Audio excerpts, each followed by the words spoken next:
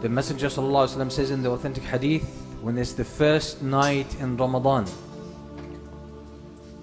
the gates of paradise will be open, the gates of the hellfire will be shut, and the shayateen, the main leader devils, will be chained and locked down. And this is not mere symbolism, this is truth. This is true. These things happen in the world of the unseen. So the world changes. In Ramadan, the world changes. Shayateen, the most influential of shayateen, the most destructive of shayateen, will be locked down. They won't be able to travel around and affect people as they used to do outside Ramadan. So they're chained. They're limited. The gates of paradise will be opened. They'll be wide open. And this has an impact on us. It has an impact on us. The dynamics of what happens in the world change. The gates of the hellfire will be locked. They will be locked. And this will have an influence on us. The scholars of Islam are agreed upon a fact that we humans have two natures, two dual natures. One is spiritual, that's our soul.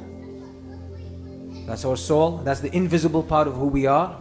And this has a life of its own. And there is the visible side of us, which is the physical side that we can see and touch.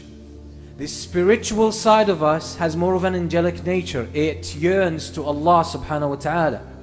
And the physical side of us is more like the animals. It's all about eating, drinking, reproducing, and the physical desires and the physical attachments and orientations that we have.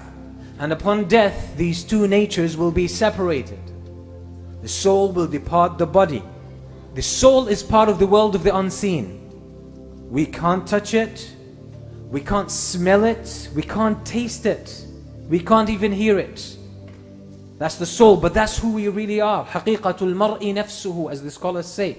The reality of a human being, the essence of a human being is his soul. Because when the soul departs the body turns into a corpse, turns into pieces of flesh and bones that will decompose. It has no life of its own. So the spiritual nature of us is part of the unseen. It feels things that happen in the world of the unseen. So when the gates of paradise are open, this impacts our spiritual nature. This impacts our spiritual nature. When the gates of the hellfire are locked, this impacts our spiritual nature. Some part of us feels that. The Prophet ﷺ says in the authentic hadith, which is in a Sahih, مَا جَلَسَ قوم في بيت من بيوت الله يتلون كتاب الله ويتدارسونه بينهم إلا نزلت عليهم السكينة وحفتهم الملائكة وذكرهم الله في من عنده. Any group of people who gather together in a masjid, in one of the houses of Allah, they recite the book of Allah, the words of Allah, and they study it. Except that serenity, peace and tranquility will descend upon them. And the angels will rub shoulders with them. Angels will be among them, around them, rubbing shoulders with them. And Allah would mention them to the highest ranking angels. Some of the scholars, as they were commenting on this hadith, they say as-sakina, which is tranquility and peace that descends upon them, is a sign of the presence of the angels, as Imam al-Qayyim says in more than one of his books. He says as-sakina comes with the angels. This peace and tranquility and serenity that you feel sometimes when you're reciting Quran or reading Quran or listening to a lecture or attending a halaqah or praying behind an imam or doing something good. This sakina shows the angels are around. It marks the presence of the angels.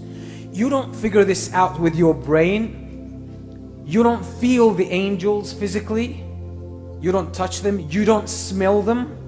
You can't see them and you can't hear them. So which part of you figures them out? that feels this sakeen and this peace and serenity and tranquility. Which part of you is the spiritual side of you?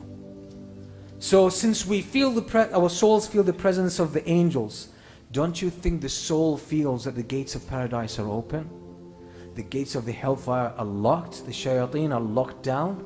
It does. And that's why most of us feel in Ramadan more eagerness to worship Allah subhanahu wa ta'ala. You find more peace and more tranquility because the fragrance of paradise reaches your soul.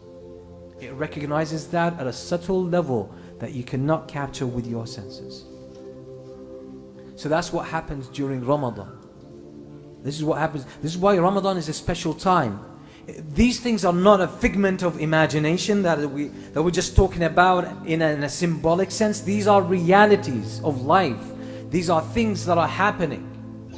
So when the first night of Ramadan, the dynamics of the world change and your soul responds to that. So this is why Ramadan is a point for us to really upgrade our iman, upgrade the level of our taqwa and connection to Allah subhanahu wa ta'ala.